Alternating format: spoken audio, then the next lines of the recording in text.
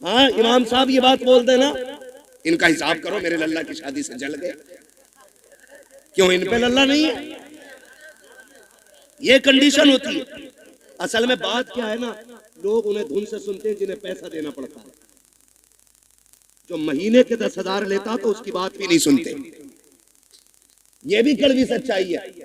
कभी ये सोच रहे हो कि अपनी जमात के खिलाफ ना, मैं जानता हूं।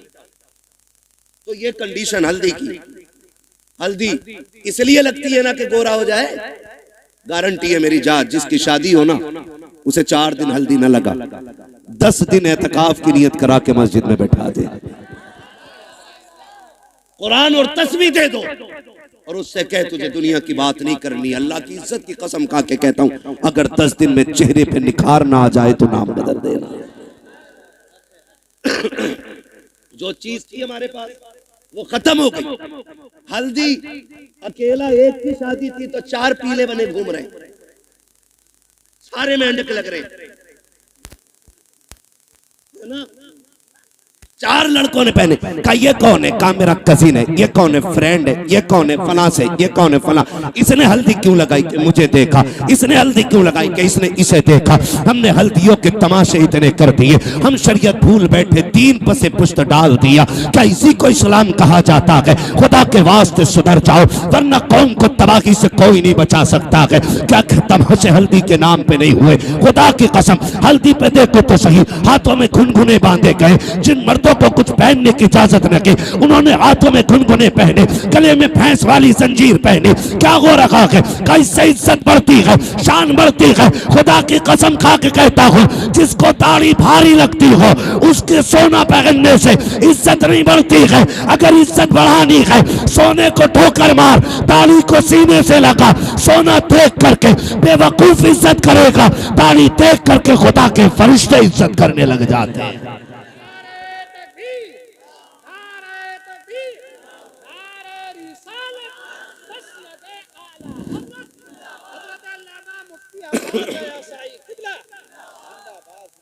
समझ रहे मेरी बात?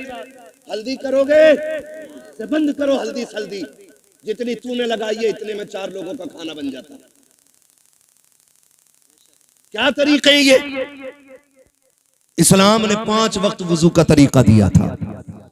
तुझे वो देखे मुंह नहीं निखारा जा रहा, हल्दी लगा के पीला हो रहा है। हल्दी लगा के, और कम लड़कियां नहीं, अब्बा दे रहा 15,000 ले ब्यूटी पार्लर चली जा। कहां? ब्यूटी पार्लर अब्बा भेज रहा है। अब्बा ये भुएं कटवाई जाती है, ये पूछो इन उलमा से, एक बाल तक उखड़ना हराम है।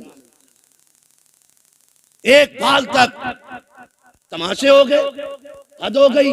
जन्नत न तेरे बाप की है न मेरे बाप की है। जन्नत इतनी सस्ती होती ना तो ज़ैनब ने लाशों पे घोड़े देखते हुए तोड़ते घोड़े देखे, लेकिन सर से चादर नहीं सरकने थी। सगे भाई के बदन पे घोड़े तोड़े, सैयदा ज़ैनब ने पर्दा नहीं छोड़ा। देखो तो सही, अकबर की लाश सामने थी लेकिन पर्दा नहीं छूटा। बेटों की लाश पे घोड़े तोड़े, पर्दा नहीं छोटा। तेरी बेटी ने गैर के जाके आगे अपने कपड़े उतार दिए, दुपट्टा हटा दिया। का इतना सजा दे एक रात की दुल्हन बन सको। मैं कहता हूं मेरी बहन कान खोल के सुन ले, इस महकम से एक रात का हुस्न आता है।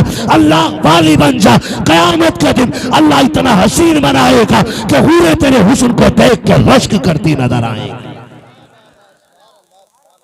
और नतीजे मेकअप कितने में होता है? अरे पैंट कितने में होता है ये बताओ, सीधी बात। कितने में हो जाता? 10,000, 5,000, 15,000, जैसी क्वालिटी चाहिए। अब तो सब में बन गई है ना। अच्छा उसूल क्या है? दूल्हा बनते हैं तो क्या रकात पढ़ते हैं? कितनी पढ़ते? पीछे वाले भी पढ़ते हैं कि ऐसे ही चले गए थे ससुराल? कितनी रकात? 2 रकात। और फिर तरीका यह है इस्लाम का, 2 रकात पढ़ के गया था, 2 रकात आके पढ़ता। तू भी पढ़ता, वो भी पढ़ती, लेकिन वो इसलिए नहीं पढ़ेगी कि वुजू करना पड़ेगा, और वुजू कर लिया तो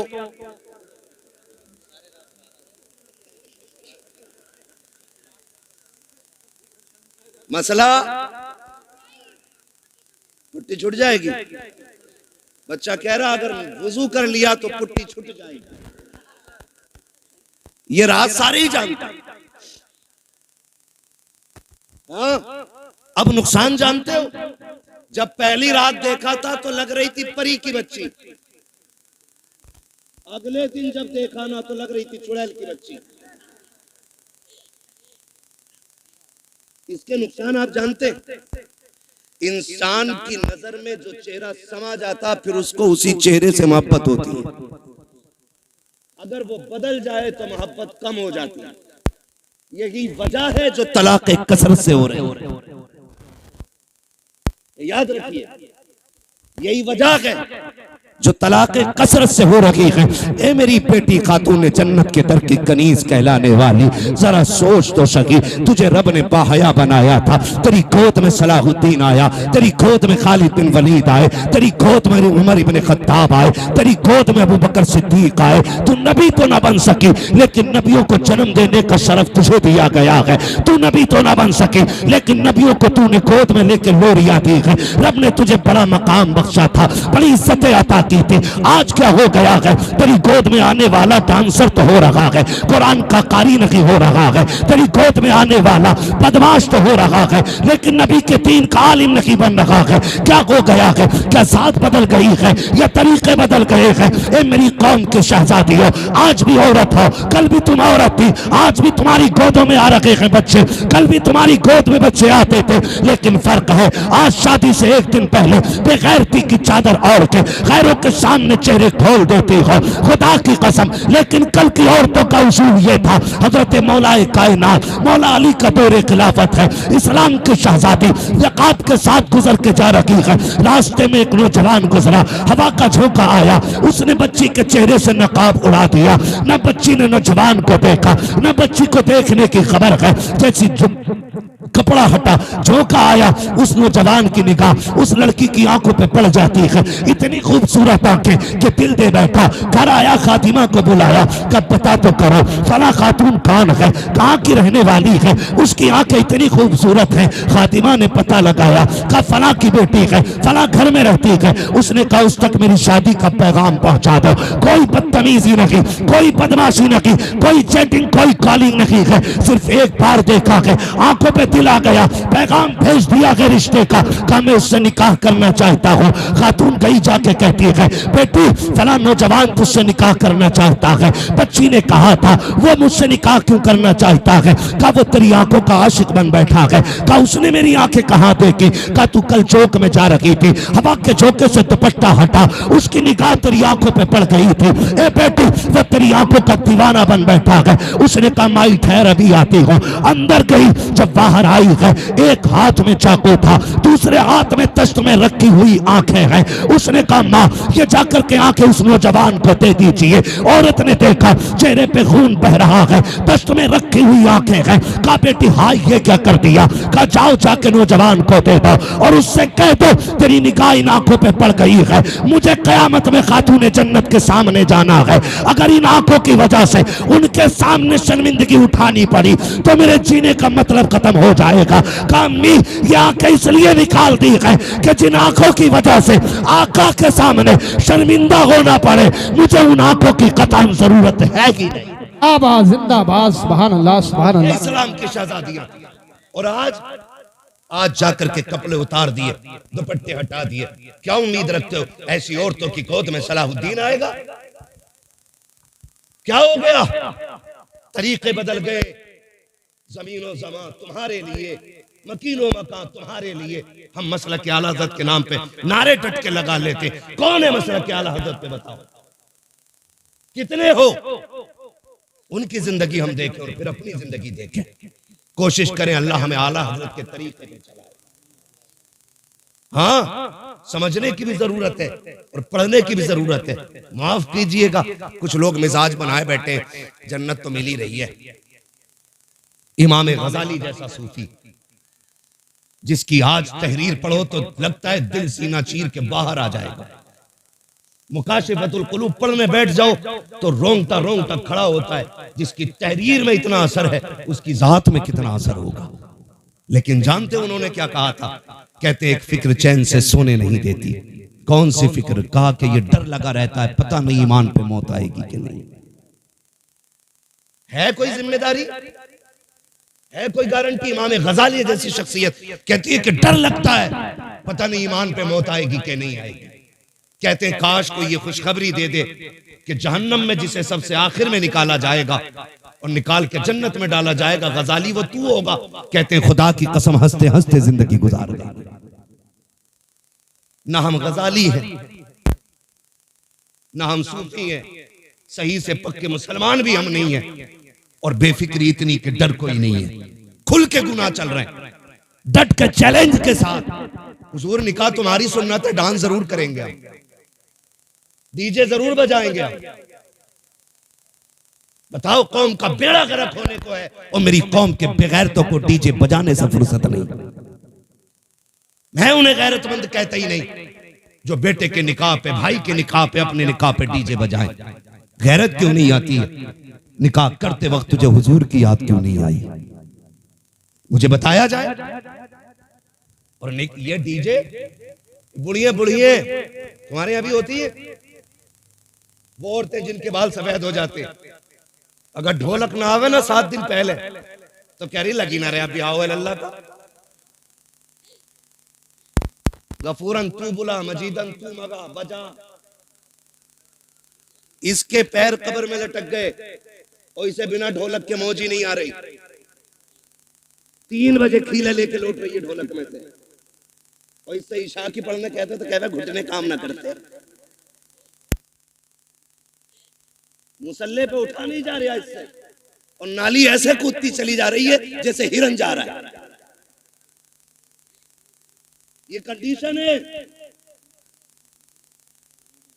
जिन हाथों में जिस उम्र में तस्बीह होनी थी उनमें ढोलक है, रोना किस बात का है? इसी वजह से बेटे शराबी बन गए। जब माएं नचनियां होंगी ना तो फिर बेटे सलाहुद्दीन नहीं बनने, फिर शराबी और जुआरी बेटे पैदा होंगे।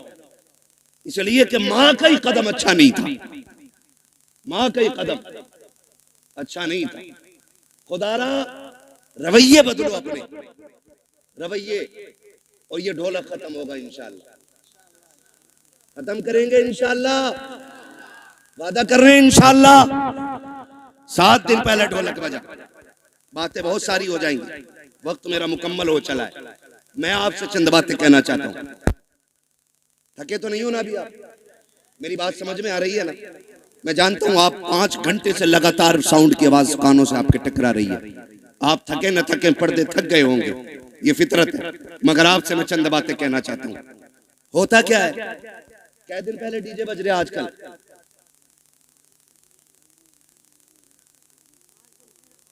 पांच दिन तो चल ही रहे हैं, क्योंकि पंचतन के मानने वाले जो हैं पहले। अच्छा, डीजे की कोई तखसीस है कि बेटे में बजेगा या बेटी में? अब तो हो रहा है कि नहीं? कोई ऐसा भाई है जिसे बहन प्यारी ना हो? सबको बहन प्यारी है ना?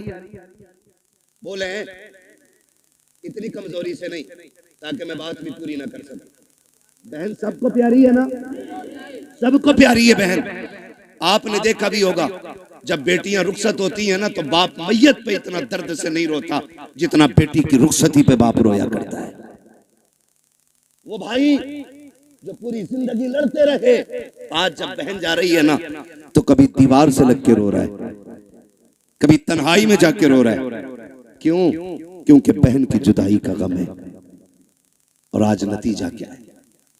5 दिन पहले डीजे बज रहा है। पहले के उसूल ये थे, पहले इल्म कम था, अमल ज्यादा था।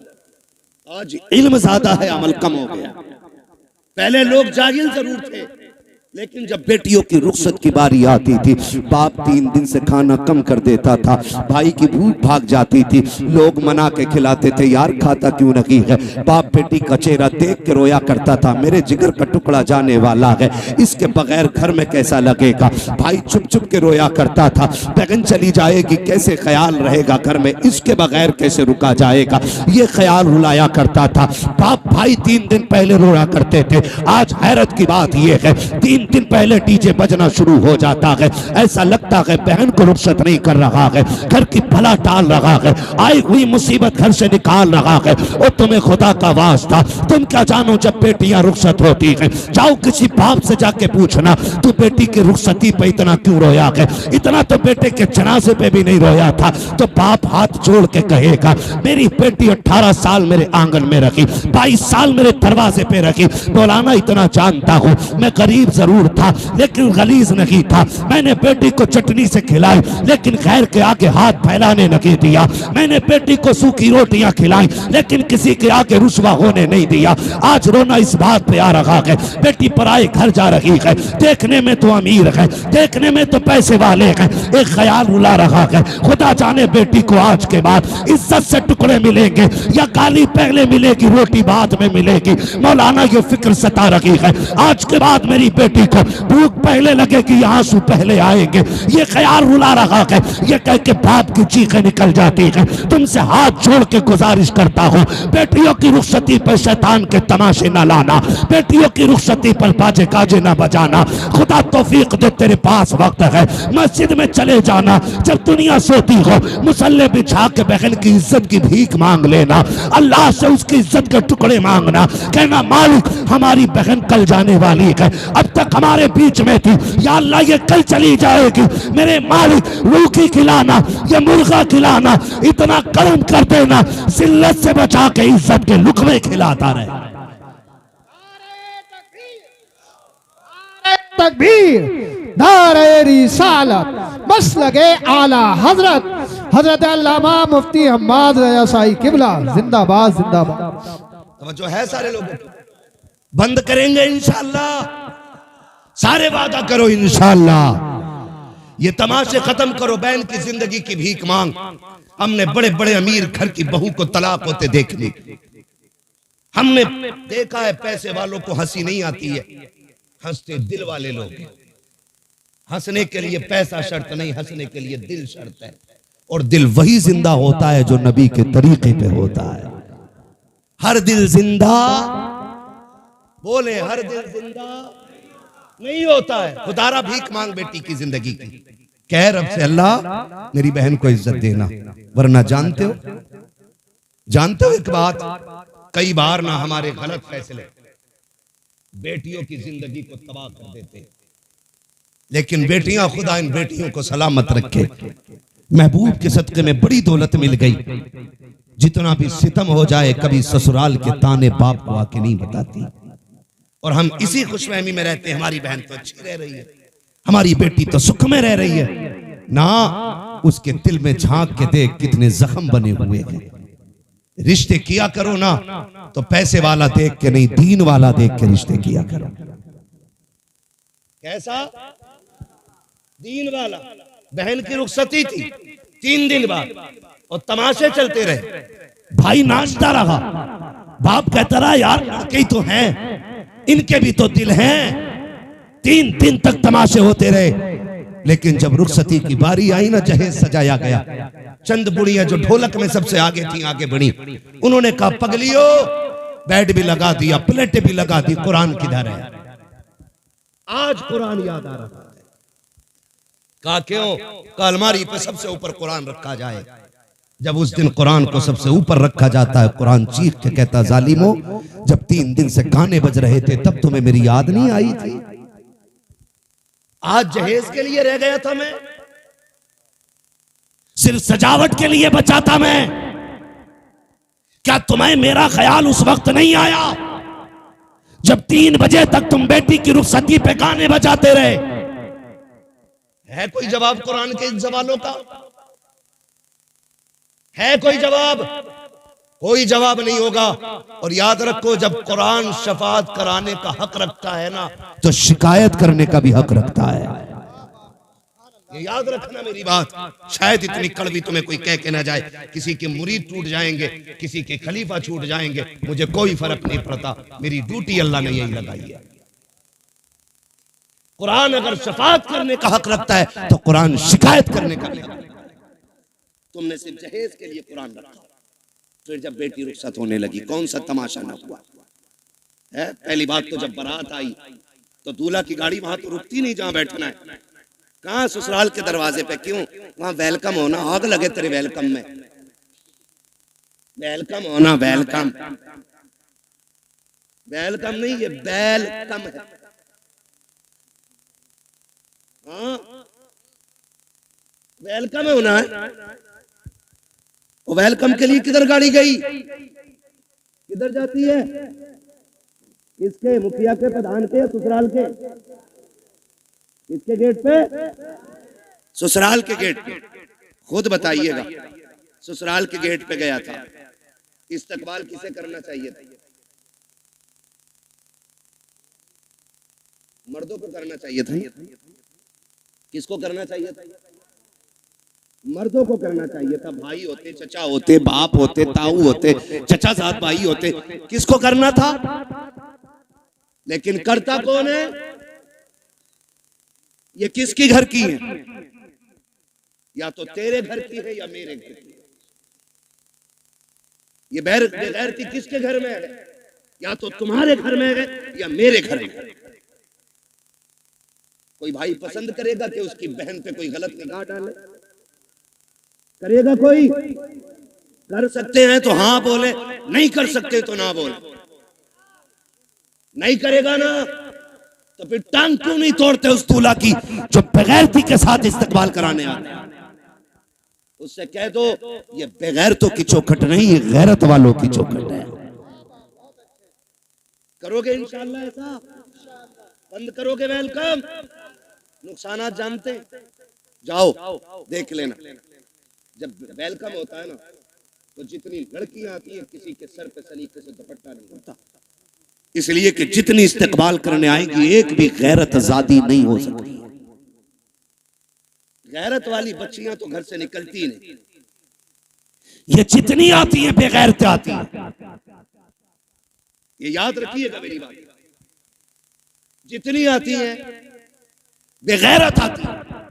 कोई जूस दे रही है, कोई पानी पिला रही है, कोई शरबत दे रही है, कोई कोल्ड ड्रिंक पिला रही है, कोई मीठा खिला रही है। मैं पूछना चाहता हूँ, ए इस्लाम की शहजादी, तुझे रब ने हया का जेवर पहनाया था, गैरतों की चादरें उड़ाई गई थी, तू तो कनीज़े फातिमा ज़हरा बनाई गई थी। बता तो सही तेरा क्या बनेगा? आज जब बेटियां आती हैं वेलकम के लिए, भाई भी बेगैरती की चादर ओढ़ लेता है। आप बाप की आंखों में भी गैरत का पानी नहीं है, कोई रोकने वाला नहीं है, सारे पीछे हट जाते हैं। जितने दूल्हा के साथ जाते हैं वेलकम के लिए वो छटे हुए कौम के गुंडे और आवारा होते हैं। जितनी बच्चियां सामने से आती हैं वो सब की सब बदचलन और बेगैरत होती हैं। अब मुझे बता तो सही, हमारा इस्लाम तो ये कहता है जहाँ पे एक अजनबी औरत अजनबी मर्द हो वहाँ तीसरा शैतान होता है। जहाँ दोनों तरफ बेगैरत हो, बता वहाँ कौम का नतीजा क्या होगा? मैं आपसे पूछना चाहता हूँ, जब बेगैरती के साथ ये नतीजे निकलते हैं तो बताओ कौम को किन मुश्किलों का सामना करना पड़ेगा। 4 दिन के बाद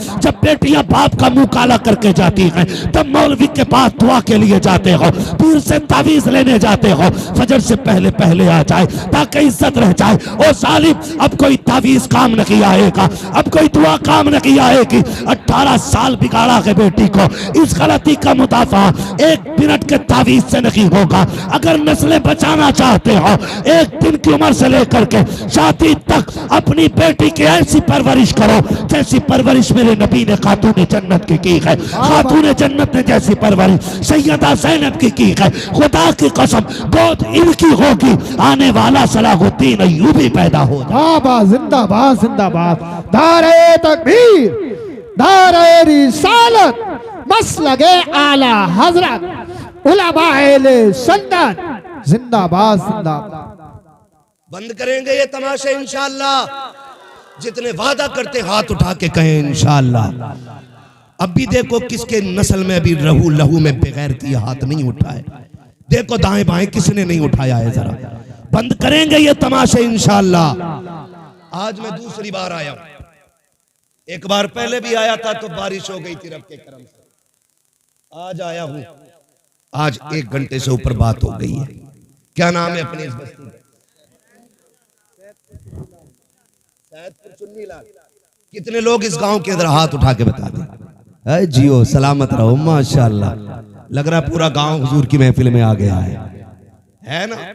अल्लाह सलामत रखे। ठीक है जी, जितने इस गांव के लोग हैं वो हाथ उठाएं, जरा हाथ उठा लें। क्या भाई बेटे फरमाइशें कई सारी है मेरे लाल, और भी लोगों की फरमाइश है। देखो जलसा, मैं जानता हूं मुझे नंबर बहुत देर में मिला है, लेकिन मैं चाहता हूं अगर देखो अगर काम ना हुआ तो फिर ये आपका 2-2.5 लाख खर्च करने से कोई नतीजा नहीं है। ये सुन लीजिएगा। हाथ उठाएं जो इस बस्ती के लोग हैं, उठाए जरा। या रसूलुल्लाह देखें गुलामों ने हाथ उठाए हैं। या अल्लाह जितने इस महफिल में आए हैं आज की रात के सदके सबको महबूब का सच्चा गुलाम बना दे।